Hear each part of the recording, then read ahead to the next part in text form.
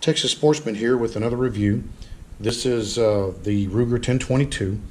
This is practically a brand new rifle. The only thing that's original to this is the receiver and the bolt. The barrel is from Green Mountain. It's 20 inches and fluted. You can see the Hogue overmolded stock, and I've got a Leupold 2x7x33 Rimfire. This particular scope is designed specifically for the Rimfire, and I got to tell you, as most of you know, particular 1022 is very, very accurate. On the other two rifles that I had reviewed, I showed you the Tilly two-piece base scope mounts for the Model 700 and the Browning Expo. Now on this one, I'll be able to show you, you can see on the rear mount there, you can actually see the windage screw. And Leupold Redfield still manufactures their base and rings with the windage screw.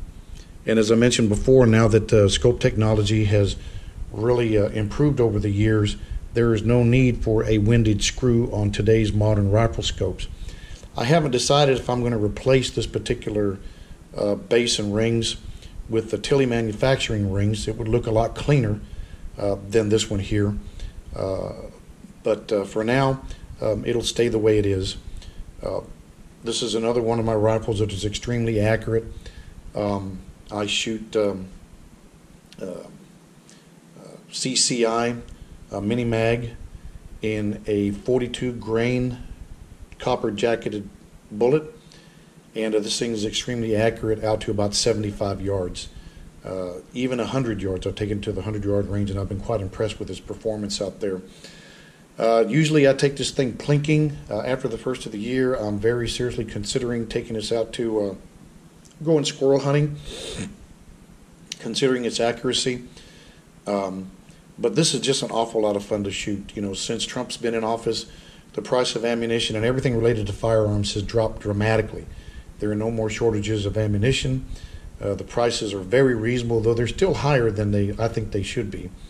But certainly it's a lot less expensive than before. I can recall about 3 or 4 years ago going to my local Academy store and getting in line at 4:30 in the morning. Their stores opened up at 8 o'clock, and I would get there at 4:30 in the morning with a lawn chair and wait for the store to open so that I could buy ammunition. And usually I was hardly ever the first one in line, which meant that by the time I got to the shelf to pick out what I wanted to buy, the 22 ammo had long been cleaned out. You know, I think it's unethical the way a lot of people buy ammunition, but this is what they do. If they want it bad enough. One guy showed up with his wife and 3 kids, and those guys practically cleaned out the 22, just that family. But luckily we don't have that issue anymore. I've got more than enough ammunition for my 22 to go out and plink at the gun club where I shoot, and to go hunting. I'm very confident with this rifle, and I can hit what I aim at out to 100 yards, which is really more than adequate for a 22. So I hope you enjoy it. It's a very nice rifle. I certainly believe that everybody should have at least one 22 in their armory, regardless of whether it's a pistol, a bolt-action rifle, or a semi-automatic. I think it's one of the must-have rifles. As long as you have one, I think you're going to be doing well. Thanks for watching.